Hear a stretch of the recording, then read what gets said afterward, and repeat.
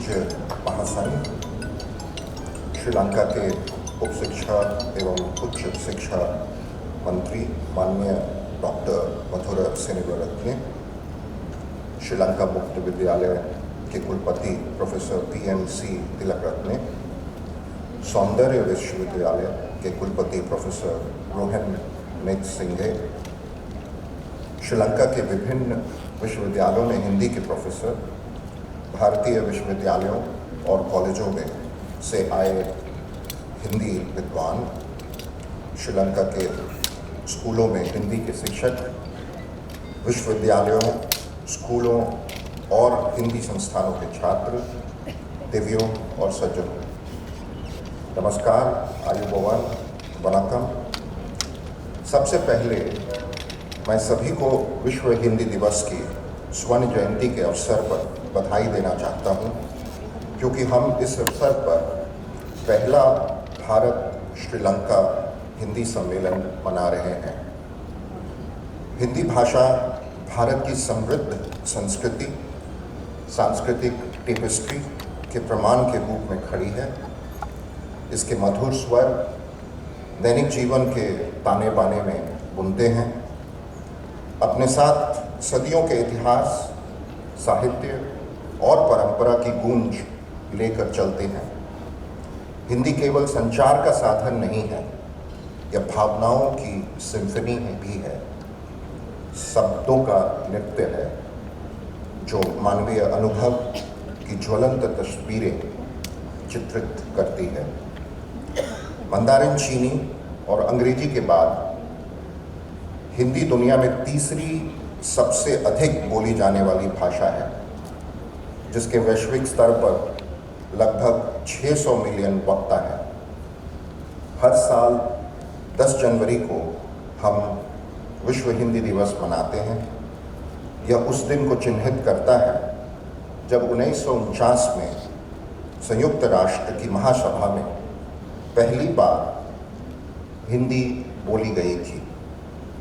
हिंदी भाषा को बढ़ावा देने के लिए भारत सरकार विश्व हिंदी सम्मेलन के रूप में एक सम्मेलन की मेजबानी करती है, जिसे पहली बार 1975 में नागपुर में आयोजित किया गया था। सम्मेलन में 30 देशों के कुल 122 प्रतिनिधियों ने भाग लिया।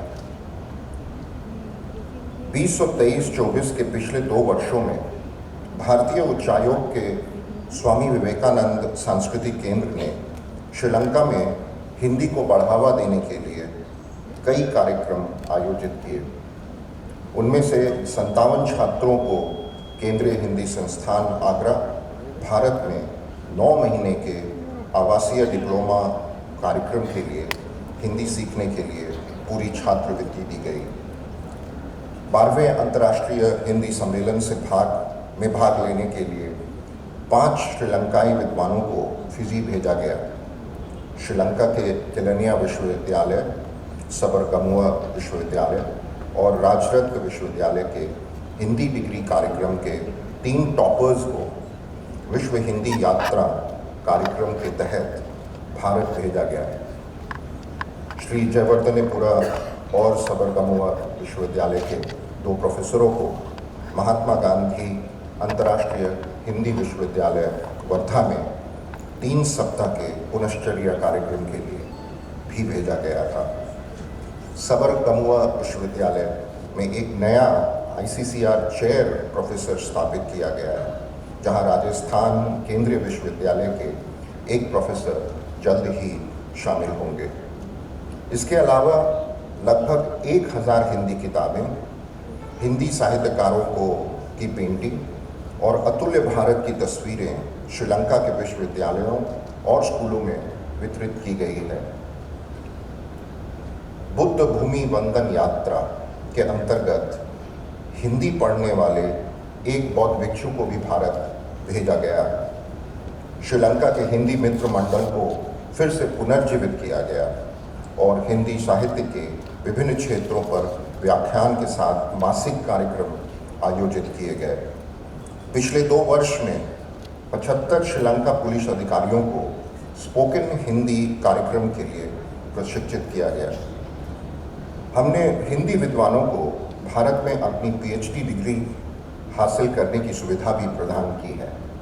सांस्कृतिक केंद्र ने श्रीलंका के 88 स्कूलों के सभी हिंदी शिक्षकों के लिए एक पुनश्चर्या पाठ्यक्रम भी आयोजित किया है, जहां हिंदी एक विदेशी भाषा के रूप में पढ़ाई जाती है।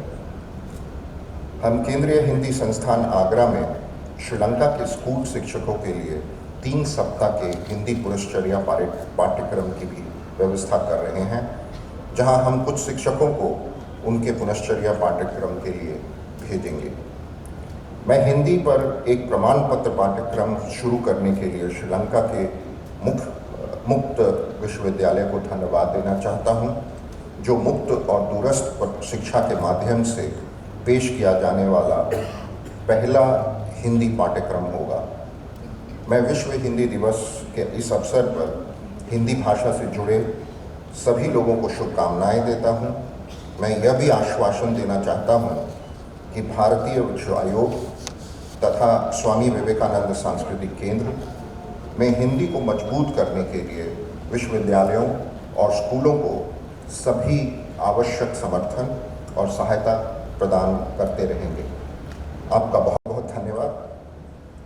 खास करके जो नवयुवक और नवयुवतियाँ यहाँ पर मौजूद हैं, मुझे अत्यंत हर्ष हो रहा है कि वो आज यहाँ इस कार्यक्रम में सम्मिलित हैं। धन्यवाद।